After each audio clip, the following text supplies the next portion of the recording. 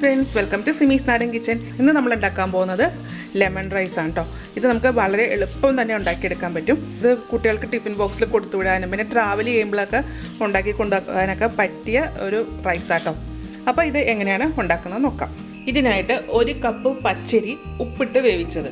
ഒരു ചൂടുകട്ടിയുള്ള പാത്രം ചൂടാക്കാൻ വെക്കുക. ഇതിലേക്ക് ഒരു 3 ടേബിൾ സ്പൂൺ വെളിച്ചെണ്ണ ഒഴിക്കാം.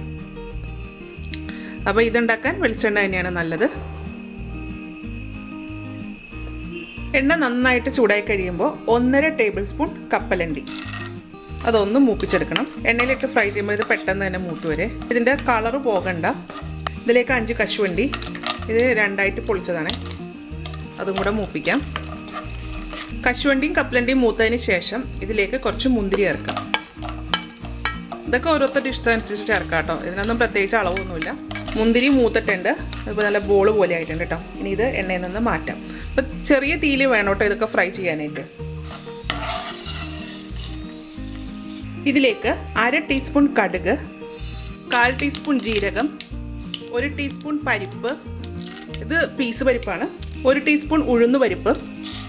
ഇത്രയും സാധനങ്ങൾ ഇത് എണ്ണയിലൊന്ന് മൂപ്പിക്കണം. ഇത് ചെറിയ തീയിൽ വേണം മൂപ്പിക്കാൻ കേട്ടോ, അല്ലെങ്കിൽ ഇതൊക്കെ പെട്ടെന്ന് തന്നെ കരിഞ്ഞു പോകും.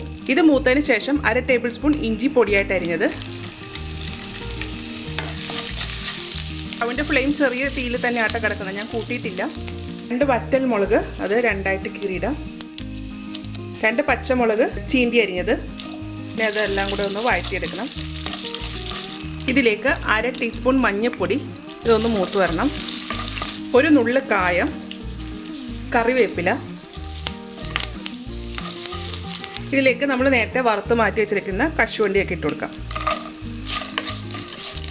ചെറുനാരങ്ങ നീര്, ഒരു ചെറുനാരങ്ങയുടെ നീരാണ്. ശേഷം ഇതിലേക്ക് ചോറിട്ട് കൊടുക്കാം. അപ്പോൾ നമ്മൾ ഉപ്പിട്ട് വേവിച്ച ചോറാണ്. ഇതെല്ലാം കൂടെ ഒന്ന് മിക്സ് ചെയ്യാം. ഇതിലേക്ക് കുറച്ച് മല്ലിയില അരിഞ്ഞതും കൂടെ ചേർക്കാം. അതും കൂടെ ചേർത്തതിന് ശേഷം നന്നായിട്ട് യോജിപ്പിക്കാം. ഇതാ ഇതുപോലെ ആട്ടോ ഇരിക്കുന്നത്. ഇനി ഇതൊരു പ്ലേറ്റിലേക്ക് മാറ്റാം. അപ്പോൾ ഞാനിതൊരു സെർവിങ് ബൗളിലേക്ക് മാറ്റിയിട്ടുണ്ട്. അപ്പോൾ ഇതുപോലെ ഒന്ന് എല്ലാവരും ഒന്ന് ഉണ്ടാക്കി നോക്കുക. ഉണ്ടാക്കി നോക്കിയിട്ട് ഇതിൻ്റെ അഭിപ്രായം എൻ്റെ കമൻറ്റ് ബോക്സിൽ ഇടുക. എൻ്റെ ചാനൽ ആദ്യമായിട്ടാണ് കാണുന്നതെങ്കിൽ സബ്സ്ക്രൈബ് ചെയ്യുക. വീഡിയോ ഇഷ്ടമായിട്ടുണ്ടെങ്കിൽ ലൈക്ക് ചെയ്യുക, ഷെയർ ചെയ്യുക. അപ്പോൾ ഇനി അടുത്ത ദിവസം അടുത്ത റെസിപ്പി ആയിട്ട് കാണാം. Thank you.